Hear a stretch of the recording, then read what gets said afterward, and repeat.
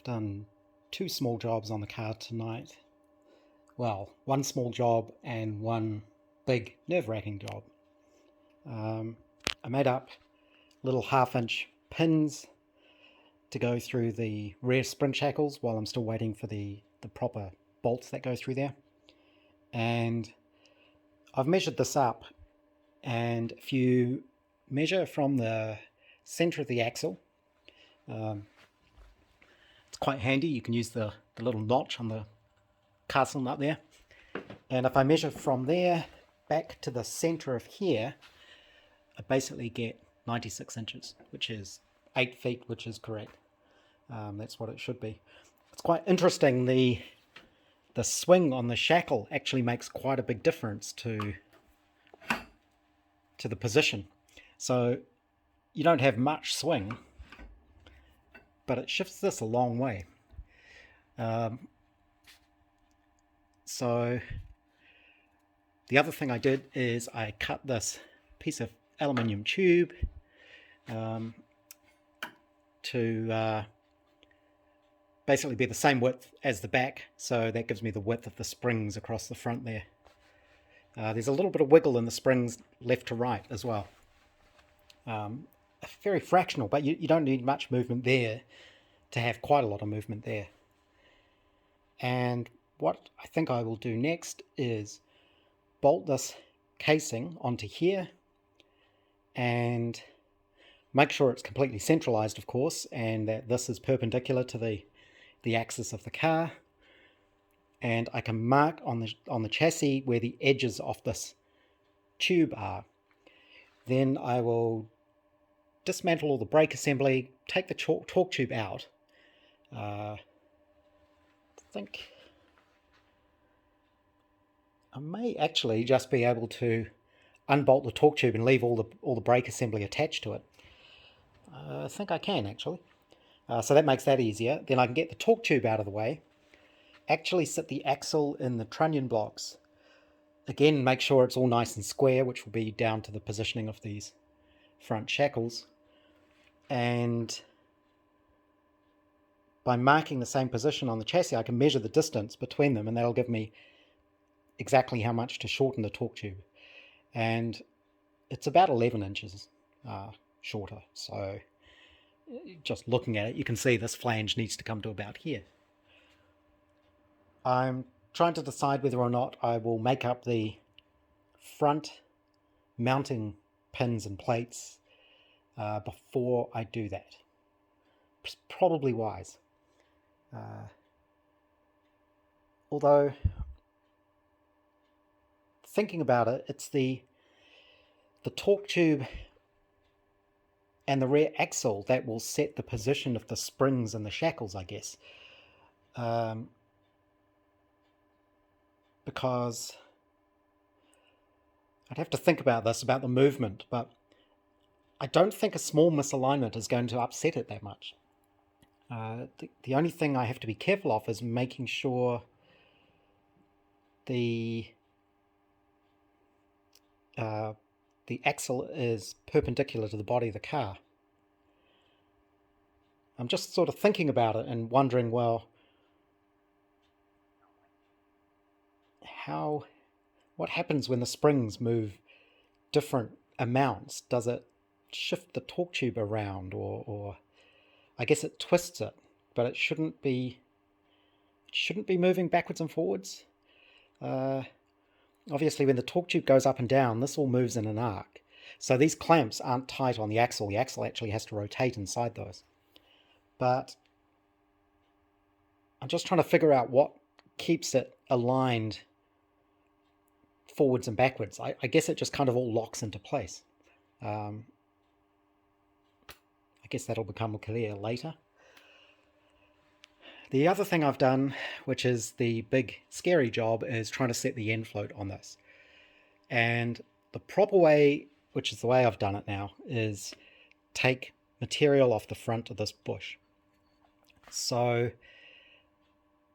I'd made the fly cutter, and my plan was to try and carefully cut that down. In order to do that, though, I wanted to get this mounted in the mill and have the surface completely flat. and that proves to be difficult.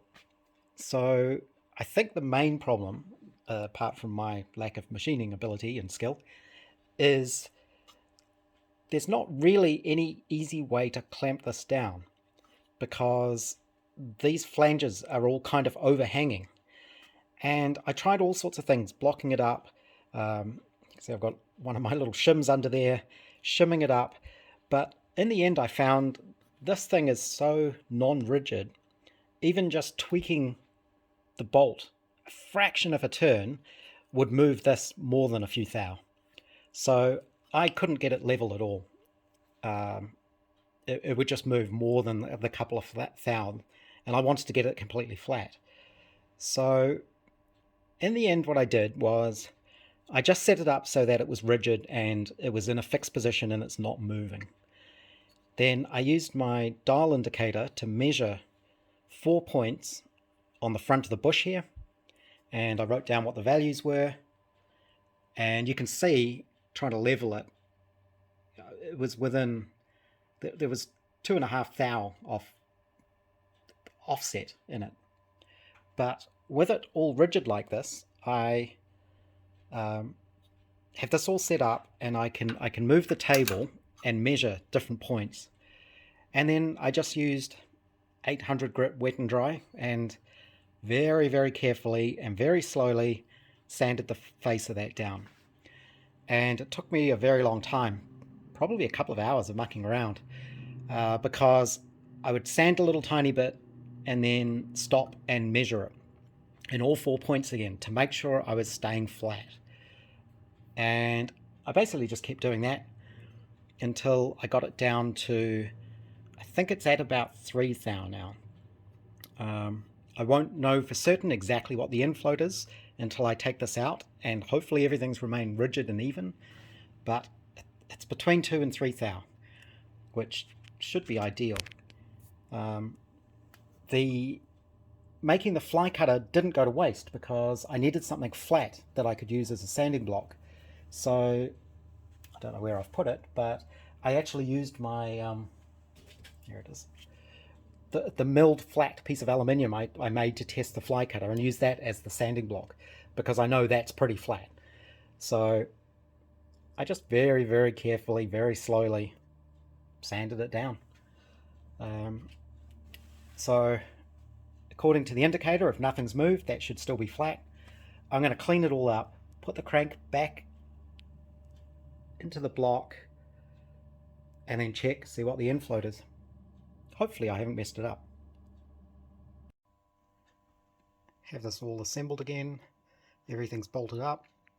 And I think I was right to question the rigidity of my setup there, because amazingly, with everything in place, even though I was measuring about 3 thou on the mill, when I have it in place, I end up at exactly 2 thou. It's a bit hard to see because everything's moving around, but I'm very pleased with that. So that's the end float sorted out. The cam bearings I have coming. Apparently it's an FT1 bearing. The original number I'd found was R8, I believe, which is long obsolete, and they couldn't find those. But thanks to James at the Spares, I found out it's a FT1 bearing, and I was able to get those locally. So I should hopefully have those in a few days. There is still a little bit of end play. This is in the exhaust cam. The inlet cam is fine, but I should be able to space out or shim behind that thrust face. I'll probably Loctite the shim in place just so that nothing rotates or moves. And that brings the gear train into alignment. So these are Mark V cam gears, Mark V intermediate, and the up-to-date pinion gear. The pinion gear is the same diameter as these gears. And you can see maybe. It's a little bit tricky, but inside there, the back of the intermediate gear just clears the thrust washer, and with my spacer in there you can see that the alignment of the pinion to the intermediate gear is pretty good. So I think that should work fine. I probably, in that case, because the clearance there is so slim, I probably won't run a gasket here, because this is attached to the block, of course. A gasket is just going to move the front cover, which will move the whole crank forwards and backwards very fractionally. This is quite a tight fit in here, and I think some Loctite 515 will seal that up, no problem in there. The other thing I had to do when I was ordering the, just lock that so it doesn't fall down. When I was ordering the bearings, from the same place, of course, I was able to get some more Loctite, because this won't come off with the pinion gear in place.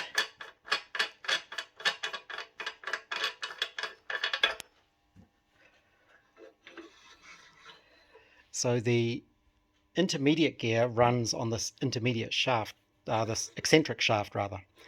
These eccentrics are what drive the oil pump, which goes down in here, and there's sort of arms that go on here, and they work the plunger and the valve on the oil pump. This intermediate wheel has a pin, and this has a little locating hole, but this is supposed to be a tight fit in there, a sort of hard push fit. It shouldn't be loose, so I'm going to need to Loctite that in place as well, and then that will fit on there.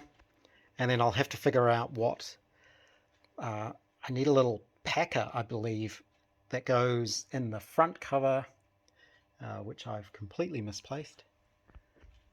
Be around here somewhere. There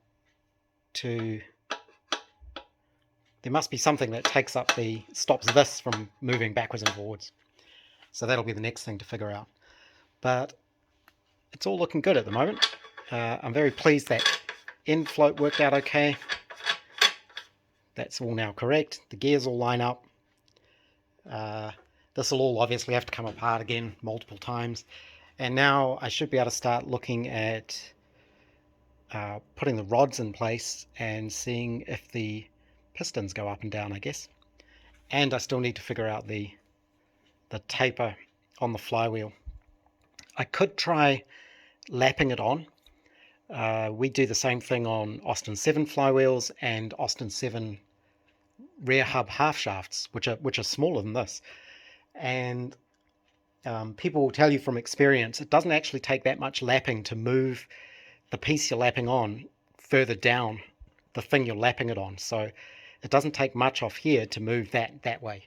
So it may be worth me trying to lap this in place and just see how far I get. If I don't get anywhere, then I may have to have this machined out. But it's probably worth doing a test assembly of everything and the gearbox first to see if it's actually going to be a problem. I guess I also need to figure out exactly where the starter engages on the ring gear here. The starter clamps in there, and of course the little gear flicks out to engage with the flywheel, so I need to make sure all that still meshes up nicely. But yeah, that's good, I think, with that end float sorted out now.